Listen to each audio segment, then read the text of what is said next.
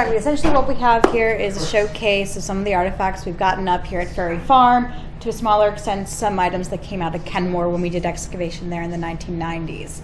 But all of these showcase the range of ceramic types, vessel types, glass items, where items are coming from in terms of Germany, England, being made here in the original colonies, and then going on to some of our ongoing projects such as mending of our broken ceramics, finding and cataloging and understanding of our prehistoric finds, and the conservation and display of our metal objects. Essentially what we want to showcase on the table with the black fabric is a highlight of some of our larger objects. So, as I said, range of our ceramics and glass. We have some favorites of everyone whenever you go to a museum. Some of the more popular pieces. We have our green glass wine bottles. We have our lovely Bartman jug with the face. He comes from Germany.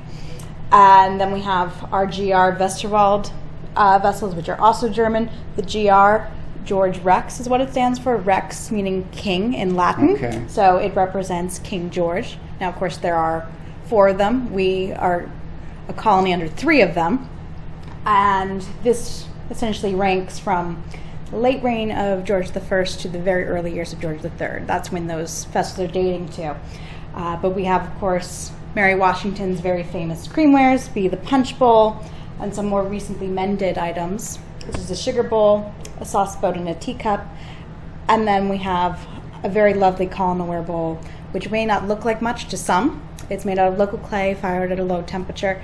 But this is a vessel that's being made by locally enslaved African Americans, as this is a piece that they can add to their repertoire and items that they can use in their living quarters. We have a range of items coming from different places. Of course, at the time, officially, nothing can be made in the colonies, no finished products. So items that are coming from Germany, you can't also import from other countries. You can just import from Great Britain. So these are being imported to Great Britain and then sent on to the colonies. And any items like the colonelware bowl, again, that's being made locally, officially not allowed, but it happens. And our American stoneware chamber pot, this would have been one of the Washington's chamber pots. American stoneware comes around in the 1720s, 1730s, again, officially not allowed, but ways of people getting around the rules. It is a wonderful thing to just have all these pieces, get them all pieced back together.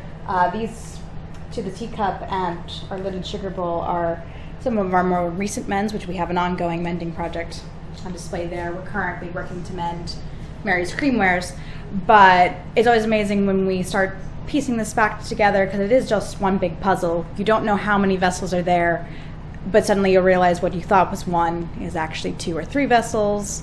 You'll open a drawer and suddenly find things that go to something. For the sugar bowl, I had been working to mend it, and then all of a sudden I opened a drawer, found 2 previously mended handles, and lo and behold, they fit. So I was able to add that back. Talk about a puzzle. So, yes, a million pieces hidden everywhere, and there's loads more still in the ground waiting to be excavated. It's a lot of fun. It's one of those where it's like you have to come, work on it, and then leave and come back, because everything will look different next time you come.